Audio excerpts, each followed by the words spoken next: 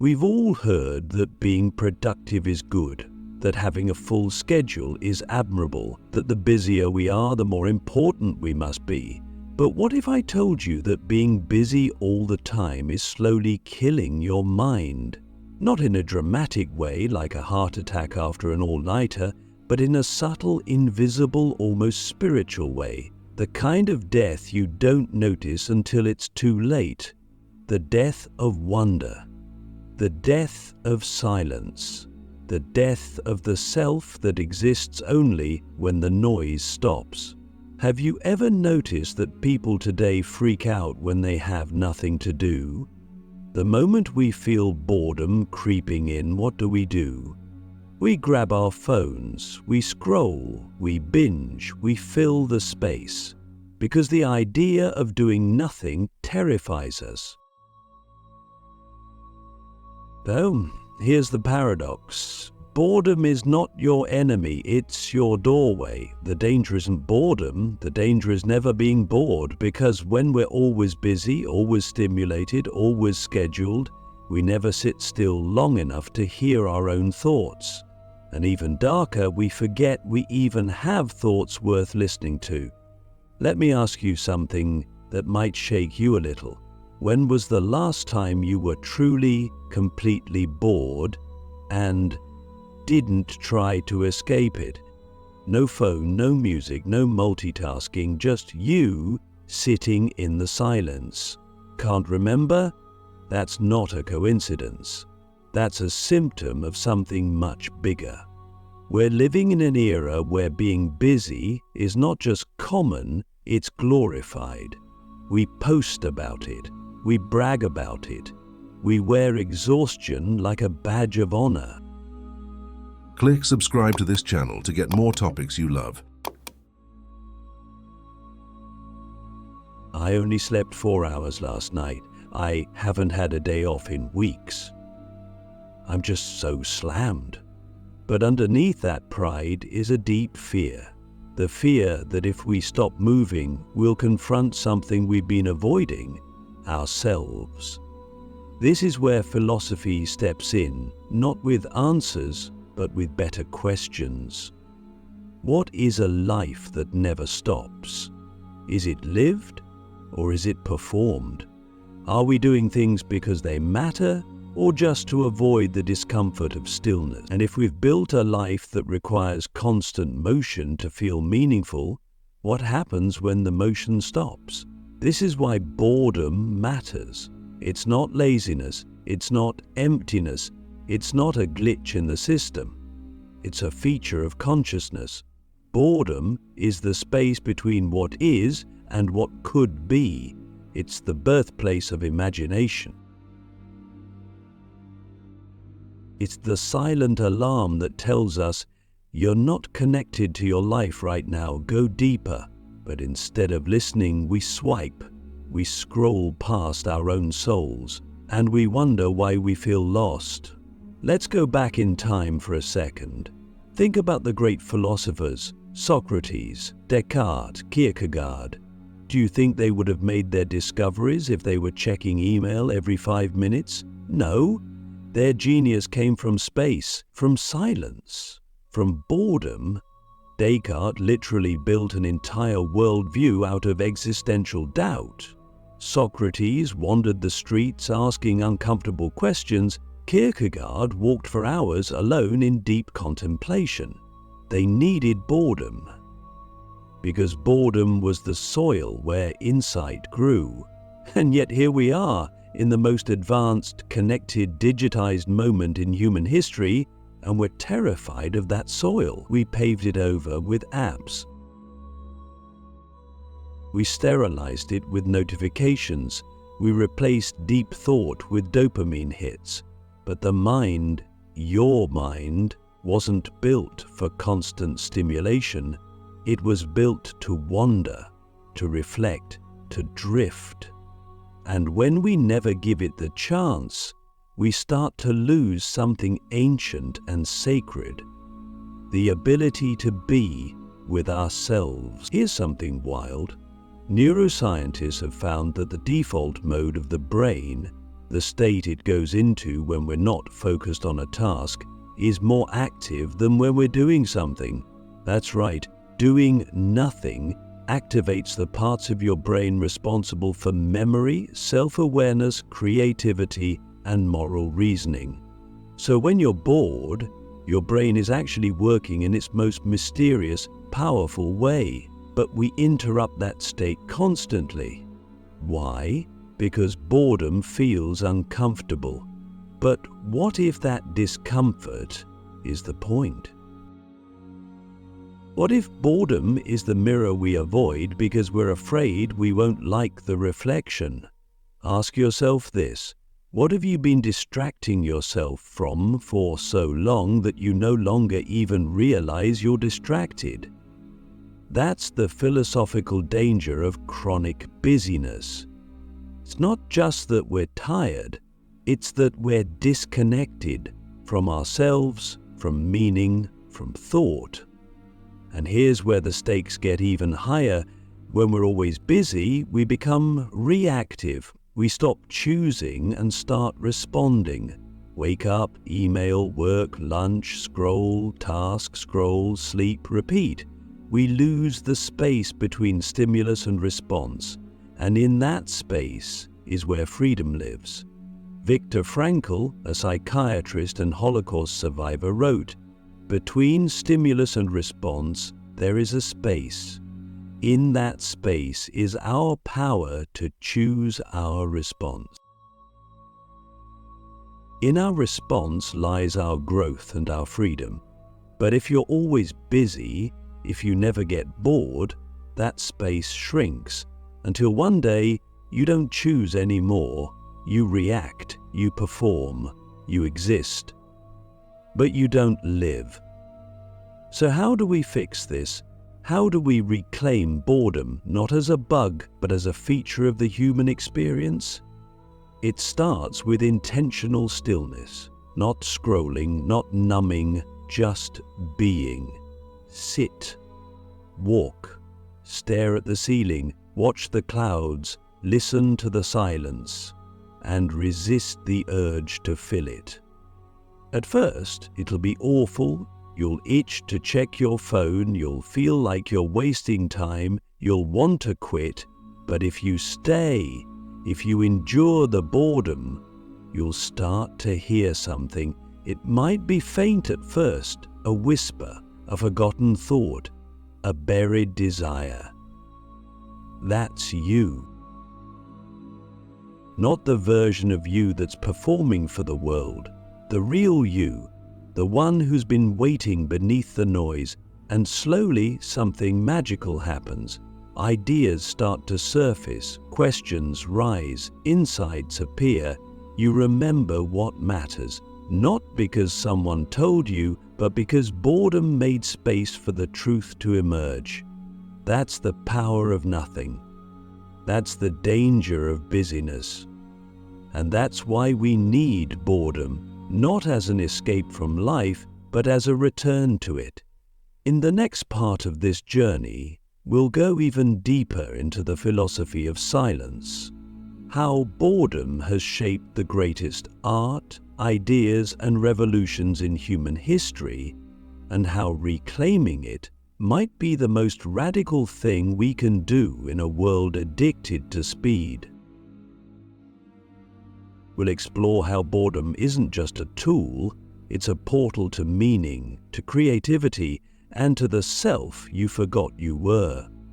Let's begin with a question most people never ask. What if your next great idea isn't hiding in your effort, but in your emptiness? We've been trained to believe that genius comes from intensity, from hustle, from grinding 14 hours a day and never stopping. But again and again, history tells a different story. Darwin took long walks through the woods, letting his mind wander. Einstein stared out windows for hours, lost in thought. Steve Jobs was obsessed with stillness and silence, practicing walking meditations and taking long, boring retreats. These weren't moments away from work. These were the work.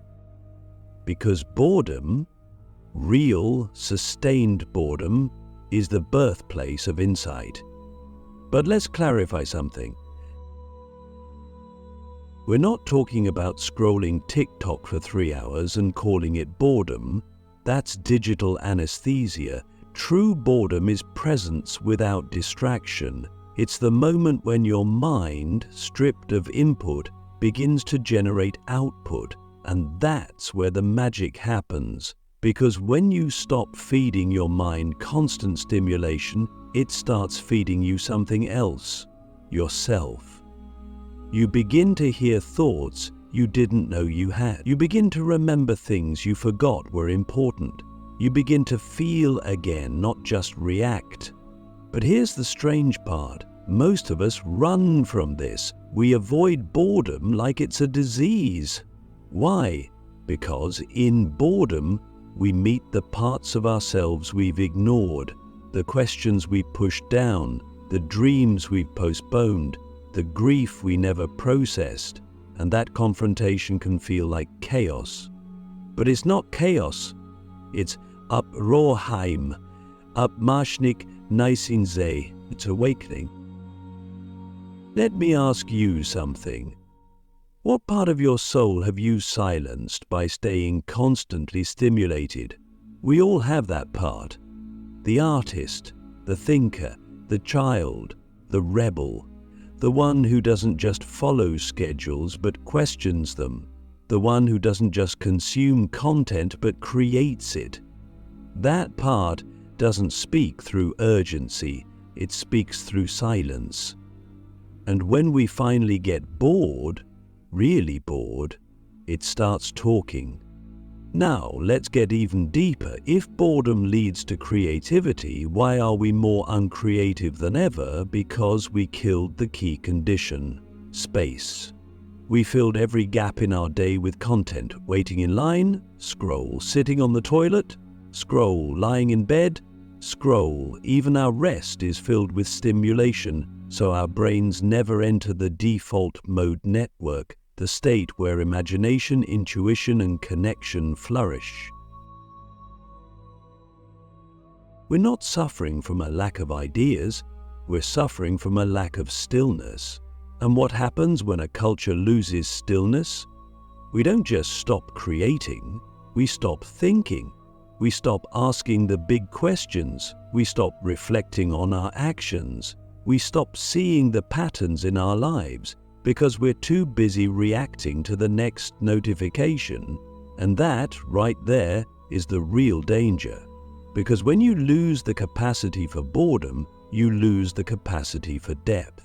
And when you lose depth, you become a surface-level version of yourself. Shallow, scattered, reactive, unrooted. You might be busy, but you're no longer becoming. So, how do we reclaim this genius of stillness? Here's what no one tells you.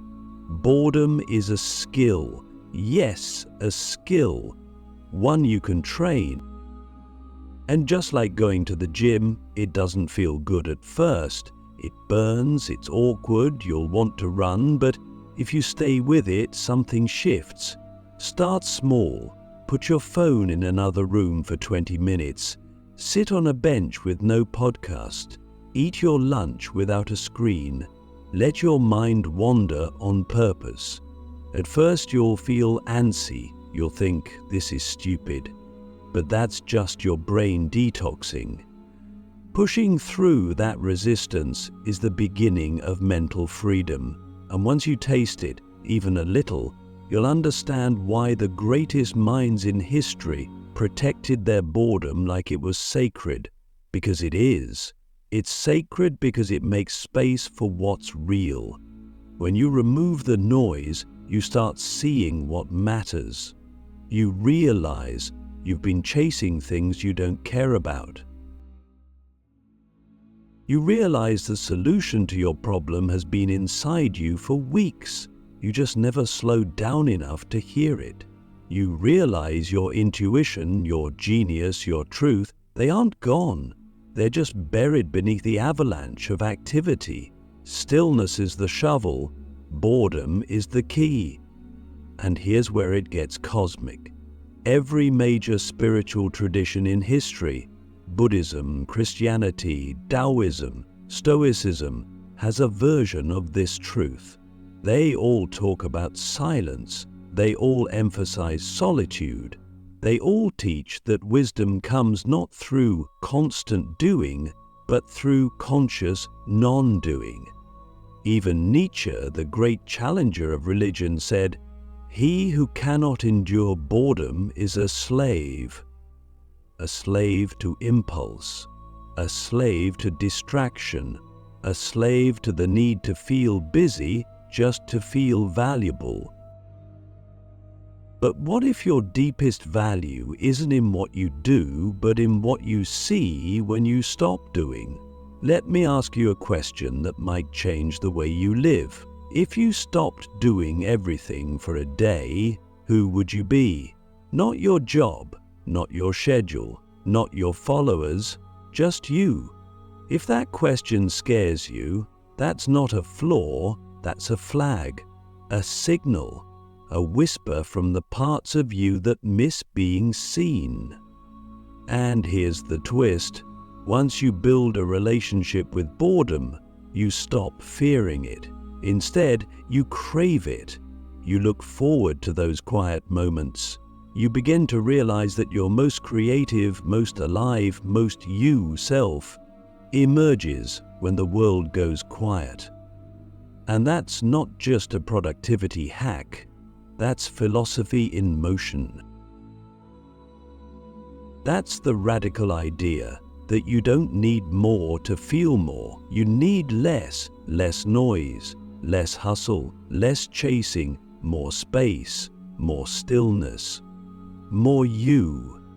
In the final part of this journey, we're going to explore how to build a life that honors boredom, not as an inconvenience, but as a sacred ritual. We'll unpack how to design your days, your habits, and your attention in a way that protects your inner space, and how this shift might change the very meaning of success in your life. Maybe your life doesn't need more goals. Maybe it needs more gaps, more pauses, more space between the noise. We're taught to optimize everything: our time, our calendars, even our sleep. We're taught to batch tasks, eliminate inefficiencies, and crush productivity. But what if efficiency isn't the goal? What if meaning thrives not in speed, but in slowness?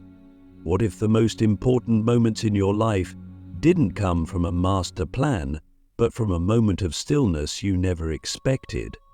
When you look back at your life, the turning points probably didn't happen in a meeting or a spreadsheet.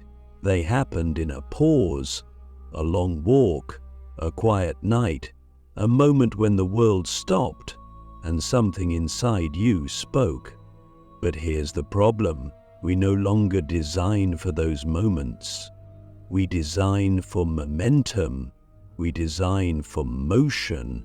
We design for maximum output. And as a result, we've become strangers to ourselves. So, how do we reverse this? How do we create a life that doesn't just accommodate boredom, but welcomes it? It begins with a shift in values. You have to ask yourself, do I want a life that's full or a life that's deep? Because you can be full of activity and still feel empty. You can be booked every hour and still feel lost. Depth doesn't come from doing more, it comes from being more present, more honest, more attuned to the invisible currents of your own consciousness. But to get there, you need space. So let's get practical. Let's talk about how to design for depth. First, create blank space in your day on purpose. Not just breaks, empty space. Don't call it free time, call it sacred boredom. Time where you're not allowed to do anything productive, not even reading, not even learning, just being. This is where your mind begins to stretch. It's where your subconscious begins to surface. It's where your soul starts speaking in metaphors instead of metrics. Second, build rituals of non-doing. Every great thinker had them. Marcus Aurelius wrote in his journal every morning, not to be wise, but to remember who he was. Virginia Woolf took long walks without direction, letting her thoughts wander like water. Thich Nhat Hanh drank tea with such presence it became a form of prayer. These are not luxuries, they're necessities for a meaningful life. Create your ritual. Maybe it's 10 minutes of candlelit silence before bed. Maybe it's sitting in your car before going into work, doing nothing. Maybe it's lying on the floor in the middle of the day and just breathing. Whatever it is, make it non-negotiable, because this is where you reconnect with the you that's not defined by output. Third, redefine success. We've been fed a narrow definition. Success is about achieving, progressing, producing. But what if success was about alignment? What if it was about how fully you inhabit your own values? What if success was measured not in dollars or likes, but in presence, in peace, in how often you feel connected to your own mind? You don't need to quit your job or move to a monastery. You just need to stop outsourcing your definition of success to a culture that's addicted to motion. And here's the deepest truth of all. When you reclaim boredom, you reclaim time. Not clock time, not deadlines, but existential time. The kind of time where you actually feel alive. Our ancestors had this. They watched the sky, they listened to wind, they stared into fire. Their minds weren't constantly hijacked by alerts. They had space. And in that space, they found mystery. When was the last time you felt mystery? Not confusion, not chaos, but mystery.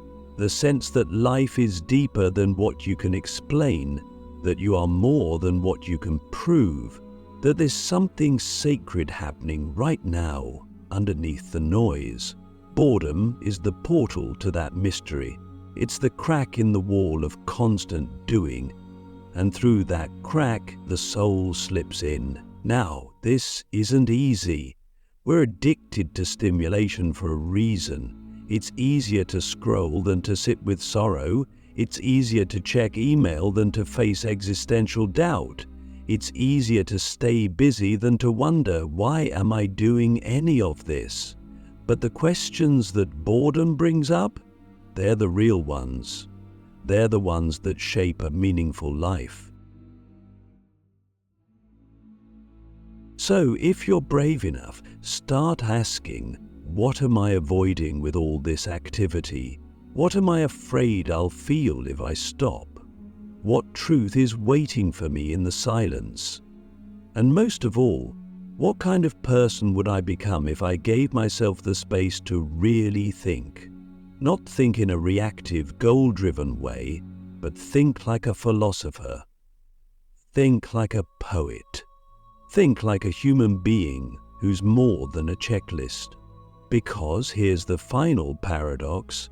When you allow boredom into your life, when you create space, when you slow down, stop chasing and just listen, you don't become less productive, you become more powerful. Your work becomes more meaningful, your relationships become more present, your sense of self becomes clearer, and you begin to live not as a machine, but as a mind. Not as a task list, but as a soul. You begin to realize that boredom was never the enemy, it was the invitation to depth, to creativity, to truth, to you. So the next time you feel restless, the next time you're tempted to reach for your phone, the next time you feel that strange, quiet ache of boredom creeping in, don't run from it, sit with it. breathe with it, let it speak. Because it might just be the most important conversation of your life. And if you listen closely enough, you might hear the one voice that's been drowned out in the noise for years, your own.